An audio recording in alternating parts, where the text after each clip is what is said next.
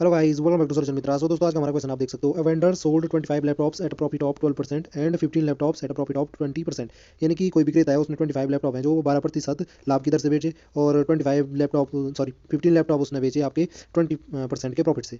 If he had sold all the 40 laptops at a profit of 18%, अगर इसने ये पूरे 40 के 40 जो लैपटॉप थे वो 18% के प्रॉफिट से बेचे होते, तो जो his profit would have increased by 30,000। तो जो उसका प्रॉफिट हो रहा है अभी पिछले केस के हिसाब से, उससे 30,000 क्या होता, ज़्यादा होता। तो what is the cost price of इस लैपटॉप, यानी कि प्रत्येक लैपटॉप की आप कॉस्ट प्राइस को फाइंड कीजिए। पहली बात ये बोल रहा है, if the cost price of all the 40 laptops is the same. और अगर ये कह रहा है कि जो सारे के सारे लैपटॉप हैं उनमें सबकी जो कॉस्ट प्राइस है वो क्या है, सेम है, यानी कुल मिला के हमें एक लैपटॉप की जो कॉस्ट प्राइस है वो फाइंड करनी है। और कंडीशन आपको इस प्रकार से दे रखी है। तो सबसे पहले आप जानते हो कि प्रॉफिट परसेंट क्या होता है। लाभ प्रतिशत होता है हमारा profit over CP, cost price into 100। यानी कि लाभ प्रतिशत होता है लाभ बटे क्रय मूल्य गुणा गया 100। तो ठीक है जी, ये हमारा फॉर्मूला यूज़ होने वाला है। अब देखो यहाँ पे सबसे पहले हमें कॉस्ट प्राइस एक लैपटॉप का पता नहीं है ना, तो हमने मान लिया कि एक लैपटॉप की कॉस्ट प्राइस क्या थी, एक्स रुपीज़ थी। तो अब हमारे अगर एक्स रुपीज़ एक की कीमत है, तो 25 लैपटॉप की जो हमारी कीमत होगी वो कितनी हो जाएगी, कॉस्ट प्राइस उनकी 25 इंटू एक्स हो जाएगी 25x। ऐसे 15 की हो जाएगी 15x, और 40 लैपटॉप्स की हो जाएगी 40x, जो कि हमारे पास गिवन कंडीशन है। इसके बाद पहले वाला केस लेते हैं, जबकि हमने 25 लैपटॉप को 12% के प्रॉफिट से बेचा था। तो क्या हो जाता, 12, यहाँ पे ये इसके हिसाब से लिख दो, प्रॉफिट परसेंट लिख दिया हमने। 12 इक्वल टू क्या हो जाएगा, पहले हमारे जो हमारा 25 लैपटॉप को बेचने पे प्रॉफिट हुआ था हमने जानते, तो हमने लिख दिया प्रॉफिट डिवाइड बाय क्या हो जाएगा, कॉस्ट प्राइस। कॉस्ट प्राइस कितनी थी 25 लैपटॉप की, तो 25x थी, इंटू क्या कर दो आप, 100 से मल्टीप्लाई कर दो। इस फॉर्मुले के हिसाब से देखो, प्रॉफिट परसेंट इक्वल टू क्या होता है, profit over cost price into 100। तो वही मैंने अप्लाई किया, प्रॉफिट परसेंट इधर लिख दिया, प्रॉफिट इधर लिख दिया, जो भी हो रहा होगा, ओवर 25x इसकी जो कॉस्ट प्राइस थी इंटू 100। यहाँ से मैं प्रॉफिट निकाल सकता हूँ। यहाँ से जब हमने 25 लैपटॉप को इस हिसाब से बेचा था उसका प्रॉफिट मिल जाएगा हमें। वो कितना हो जाएगा, ये इधर चला जाएगा, 12 इंटू 25x डिवाइड बाई क्या हो जाएगा, 100 हो जाएगा। इसको सिंप्लीफाई करोगे आपके पास कितना आएगा, 25 चौको 100, 4 12 बराबर कितना आ रहा है जी, ये आ रहा है 3x। तो कितना आ रहा है हमारा जो प्रॉफिट है पहले वाले केस में, 3x आ रहा है। ऐसे ही दूसरे केस और तीसरे केस के लिए हम प्रॉफिट निकाल देंगे।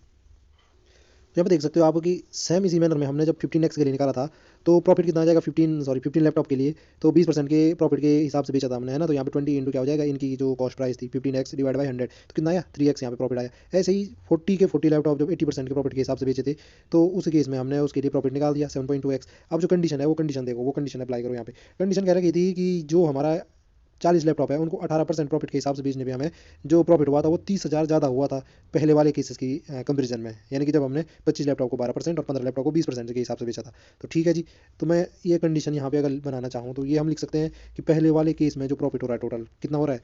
पहले वाले केस में जब देखो हमने 12% के हिसाब से 25 लैपटॉप बेचे थे, तब मिला था मेरे को 25 लैपटॉप बेचे थे हमने 12% के हिसाब से, तो ये 3x का फ़ायदा हुआ था। ऐसे ही जब हमने 15 लैपटॉप बेचे थे आपके 20% के प्रॉफिट के हिसाब से, तो तब 3x का फ़ायदा हुआ था। तो ये तो हमारा हो गया। ये जो हमारा प्रॉफिट है ये ज़्यादा है, कितना, 30,000 ज़्यादा है। तो 30,000 अगर मैं इसमें ऐड करता हूँ, सॉरी 30,000 कम है किससे, जब हमने 40 लैपटॉप 18% के हिसाब से बेचे, तो इसमें 30,000 ऐड करूँगा तो वो हमारे इस केस के बराबर आ जाएगा ना, कि जब हमने अपने 40 के 40 लैपटॉप 18% प्रॉफिट के हिसाब से बेचे थे। तो ये हमारी जो गिवन कंडीशन है वो बन जाएगी। अब देखो ये हमारी एक इक्वेशन बन गई थी, इक्वेशन को सॉल्व कीजिए, एक्स की वैल्यू निकालिए। तो एक्स की वैल्यू निकलेगी, वही हमारी एक लैपटॉप की कीमत हमने मान रखी थी। तो देखो भाई 7.2, और ये अगर ये हो जाएंगे 3 और 3 कितना हो जाएगा 6, इधर जाएगा तो माइनस का 6 हो जाएगा। तो ये बच रहा है कितना, 1.2 एक्स इक्वल टू बच रहा है आपका 30,000।